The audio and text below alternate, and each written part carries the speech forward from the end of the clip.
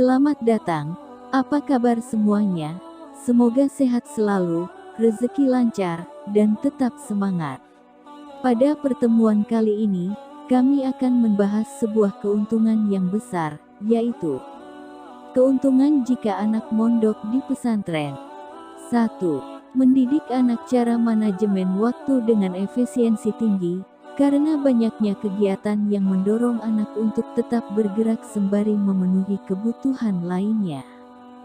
2. Mendidik anak hidup mandiri di masyarakat, bagaimana hidup bersosialisasi bersama dengan yang lebih tua, maupun yang lebih muda. Sehingga akhirnya si anak mempunyai kemampuan bertahan hidup lebih tinggi daripada anak yang tidak di pondok. 3. Mendidik anak untuk lebih mencintai barang miliknya sendiri, dan menghargai pemberian orang lain. Hal ini terjadi karena beberapa barang di pondok, biasanya sama, dan digunakan dalam rentan waktu yang lama secara bersamaan. Jika si anak sangat mencintai barang miliknya dengan menjaganya ekstra, maka tidak akan mudah tertukar dengan barang milik orang lain. 5.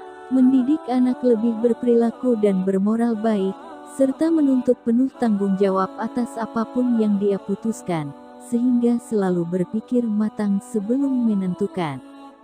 6. Beberapa pondok bisa menciptakan miniatur masyarakat, sehingga dengan banyaknya anak-anak lain yang mondok yang berasal dari pelbagai daerah, mereka bisa berbaur dengan baik, dan bahkan mengerti kebiasaan dan adat istiadat anak yang berbeda daerah.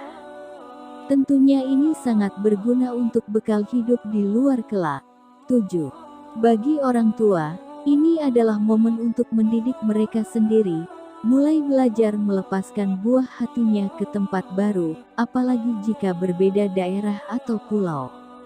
Orang tua juga akan lebih terdidik untuk bisa memanage waktunya untuk hal lain. Secara singkat, keuntungan jika anak mondok di pesantren ada 11 perkara. 1. Orang tua tenang dalam mencari nafkah. 2. Anak terjaga salat 5 waktunya berjamaah. 3. Anak terbiasa membaca Al-Quran secara teratur.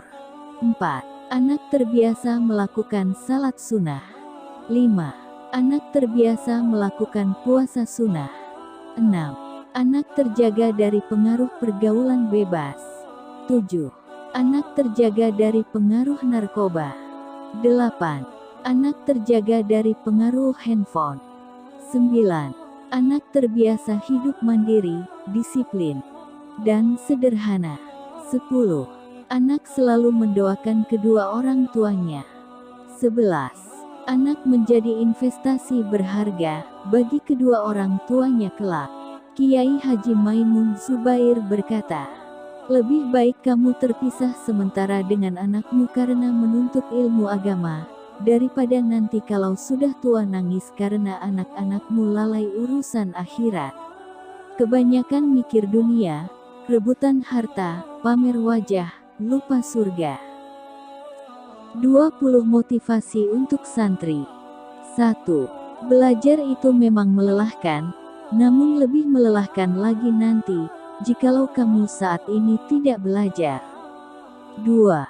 Ketika kita belajar memberi, kita belajar ketulusan, dan ketika kita gagal kita belajar kesabaran. 3. Belajarlah dari kehidupan. Berusaha untuk masa depan. Berdoa kepada Yang Maha Menentukan. 4. Kesuksesan hidup itu apabila kehadiran kita mampu memberikan manfaat kepada banyak orang. 5. Ketika beban terasa berat, ingatlah kepada Sang Pemberi Rahmat. Segerakan salat agar kamu kembali bersemangat. 6. Segera laksanakan rencana keberhasilanmu di hari ini, jangan tunda lagi, jangan buang waktu, karena waktu tidak bisa menunggu. 7. Orang yang niat belajar, apapun akan jadi pelajaran. Tapi orang yang tidak niat belajar, sedang belajar pun tidak akan jadi pelajaran. 8. Bahagia bukan milik dia yang hebat dalam segalanya, namun dia yang mampu temukan hal sederhana dalam hidupnya dan tetap bersyukur. 9. Kehilangan sandal di masjid hanyalah persoalan kecil. Persoalan yang lebih serius adalah di saat sandal kita tidak pernah berada di masjid. 10. Sujud tidak pernah.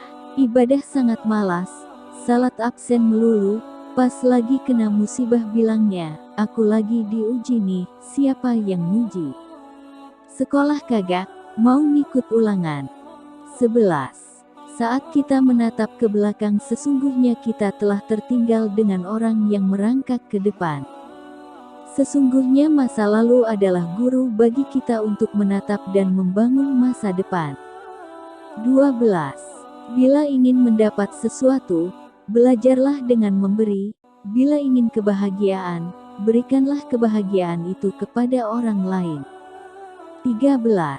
3 manusia tidak akan dilawan kecuali oleh orang yang hina, orang yang berilmu yang mengamalkan ilmunya, orang cerdas cendekia dan imam yang adil.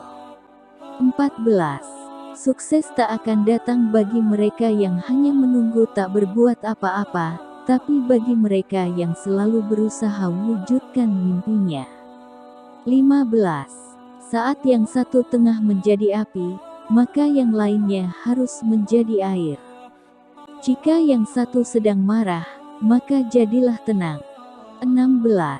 Ketika kita belajar memberi, kita belajar ketulusan dan ketika kita gagal kita belajar kesabaran. 17.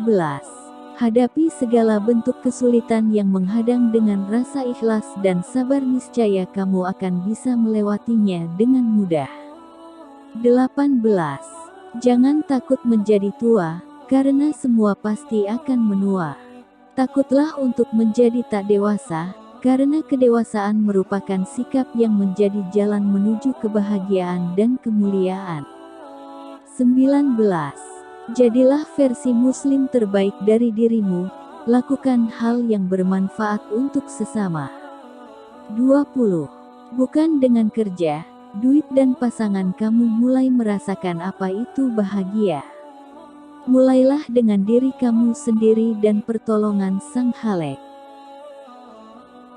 Sekian dan hanya demikian, terima kasih atas waktunya, mohon maaf atas segala kesilapan, kesalahan dan kejanggalan, semoga bermanfaat untuk kita semua, terima kasih telah berkunjung, jangan lupa subscribe, suka, komen dan bagikan.